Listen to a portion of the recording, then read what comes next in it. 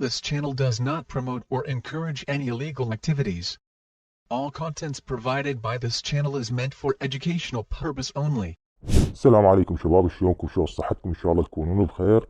وياكم سيفو الجنابي من قناة سيفو الجنابي. رجعت لكم شرح جديد. اليوم شيء مختلف، راح يكون ويانا اليوم اختبار اختراق اجهزة الاندرويد، لكن برنامج مختلف. هو برنامج معروف لكن عدلت عليه، اللي هو برنامج السباي ماكس. عدلت عليه، تعرفون اكيد برنامج سباي ماكس. عدلت عليه تعديلات داخلية من حيث الاتصال، من حيث الاستقرار، ومن حيث الامان ايضا. فعدلت عليه ونزلت لكم اياه. هذا البرنامج انا اهديه لكل شخص يدعمني بالقناة من خلال اللايك والتعليق والاشتراك وعلى مواقع التواصل الاجتماعي. حقيقة ما اذكر اسماء، بس هذا اهداء لهم كلهم، لكل شخص يدعمني. هذا البرنامج انا مسويه اهداء لهم خاص. البرنامج ضفت عليه خاصية التشفير، تشفير التطبيقات. راح يكون كل اسبوعين تطبيق مشفر، من خلاله راح تقدر تخترق بيه وتتجاوز حمايات جوجل بلاي وغيرها من الحمايات. تمام. فلحتى نعرف شلون نستخدم هذا البرنامج، شلون ننزله، تابعوا وياي الشرح. شيء بسيط هو كلش، تابعوا وياي الشرح.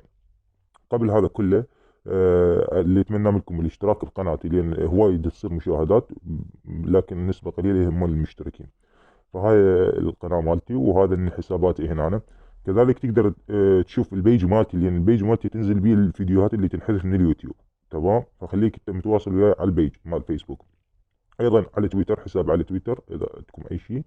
وايضا حسابي على الانستغرام تنزل بيه نصائح مختلفة. تمام. هسه انتهينا من هنا، نروح نشغل البرنامج ونشوف شنو عمله. طبعا البرنامج اسمه روت بهذا الشكل، انت راح تشغله بهذا الشكل. تمام. نفس ما قلنا انه هو برنامج السباي ماكس لكن معدل عليه. مو يجي واحد يقول لي هذا برنامج سباي ماكس، طبعا هو برنامج سباي ماكس لكن انا معدل عليه. تمام.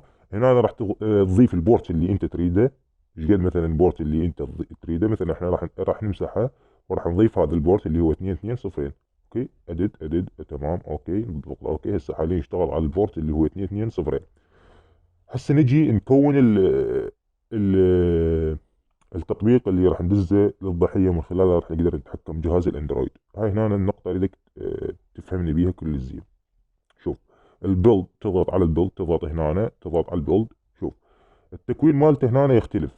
شوف ايش قايل لك هنا، قايل لك you can download and edit the host port name apk icon with apk tool. اللي مطلوب منك انت شنو؟ ان انت تنزل الاي بي كي تول. تضغط اي بي كي تول، راح تنزل وياك الاي بي كي اديتور. طبعا الاي بي كي اديتور هاي تنزل وياك تنزلها بجهازك. كذلك مطلوب منك ان تنزل انت التطبيق اللي راح تدزه للضحيه اللي هو اللي هنا مشفر. تمام.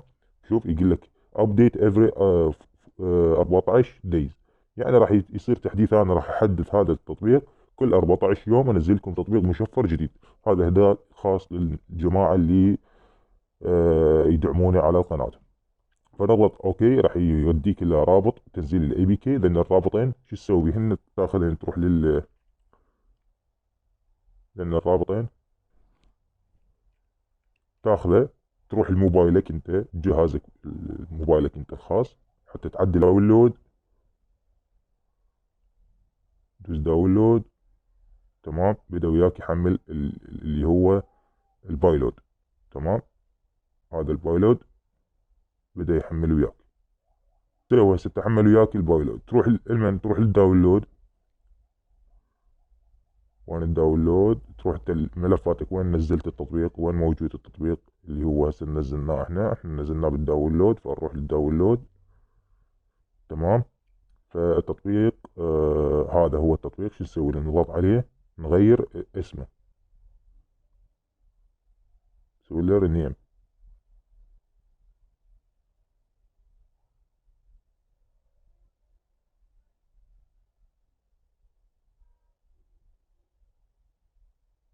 رينيم. حلو.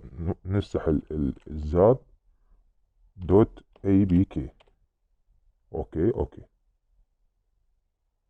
حلو. هسه ويانا هذا نزلناه احنا الاي بي كي كامل. هسه شو نريد نسوي؟ نريد نعدل عليه معلومات الاتصال اللي هن البورت والهوست الخاصات بيك انت تخليهم، وايضا تغير اسمه وتغير الايقونه مالته.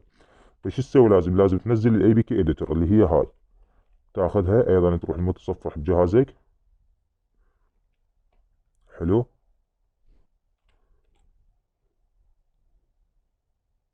ايضا نسوي له داونلود. بدأت تحمل وياك.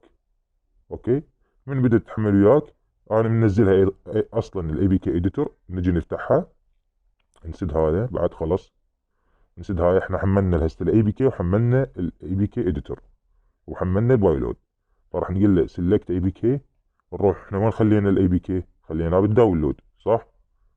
داونلود، هذا الداونلود هذا هو الاي بي كي اللي هو روت اف يو دي دوت اي بي كي. نضغط عليه، نعطيه تعديل. اوكي، شوف هنا راح تخلي الهوست مالتك. انتبه، هذا الاي بي تشيله، تخلي الهوست مالتك او النو اي بي مالتك هنا تخليه.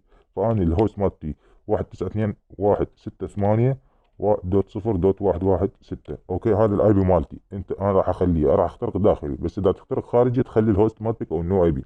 تضغط اوكي. البورت هذا تمام، اول واحد هو البورت. احنا ايش قد سوينا؟ 2200. اوكي، فهسه 2200. اوكي، هسه نجي شو نسوي؟ نغير اسمه، راح نسميه فيسبوك. اوكي، فهاي بوم نسميه فيسبوك.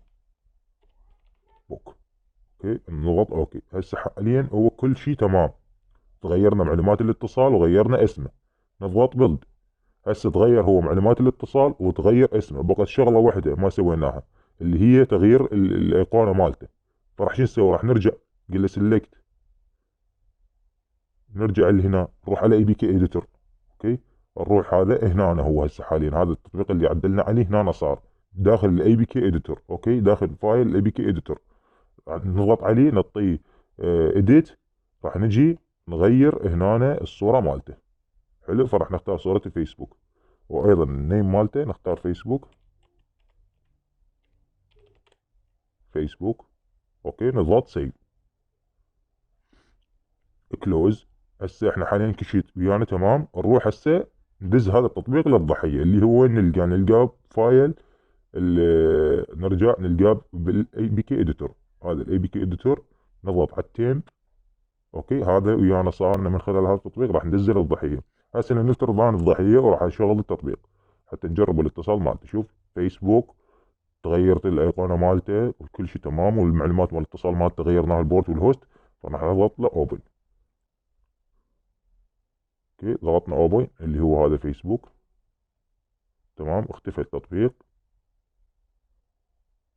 بس تشوفون شباب، صعد ويانا التبليغ طبيعي، ما بي ايش مشكله. نعطي فايل مانجر.